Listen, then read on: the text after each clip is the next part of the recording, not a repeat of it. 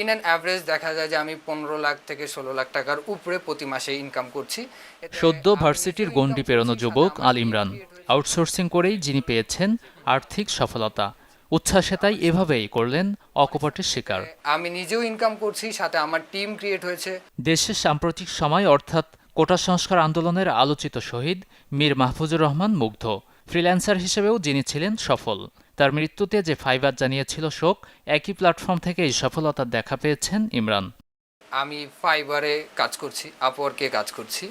এছাড়াও fibre market প্লেসের বাইরে যেরকম লিঙ্কডইন, তারপরে হচ্ছে আপনার এজেন্সিদের সাথে ডিরেক্টলি কন্ট্যাক্ট করে বাহিরের দেশের কাজগুলোকে বাংলাদেশে নিয়ে আসতেছি।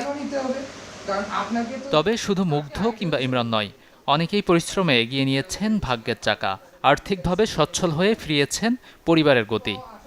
ঘরের কাজ করার পাশাপাশি আমার সন্তানকে, আমার পরিবারকে সময় দেওয়ার পাশাপাশিও এখানে আমি কাজ করে আমার দেশের জন্য, আমার নিজের জন্য, সংসারের জন্য অনেক ভালো একটা কিছু করতে পারছি।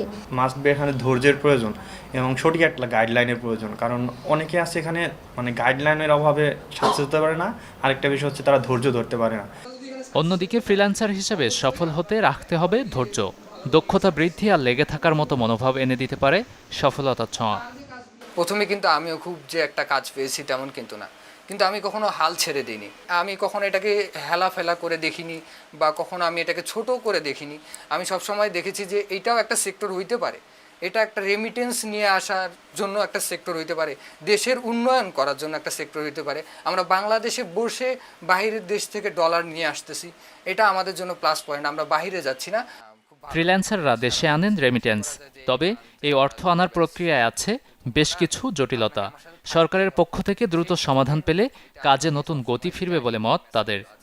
আমরা যেন টাকা পাঠাতে না পারলেও যেন আমরা টাকাটা নিতে পারি, এই রাস্তাটা সহজ থেকে সহজতর করবেন।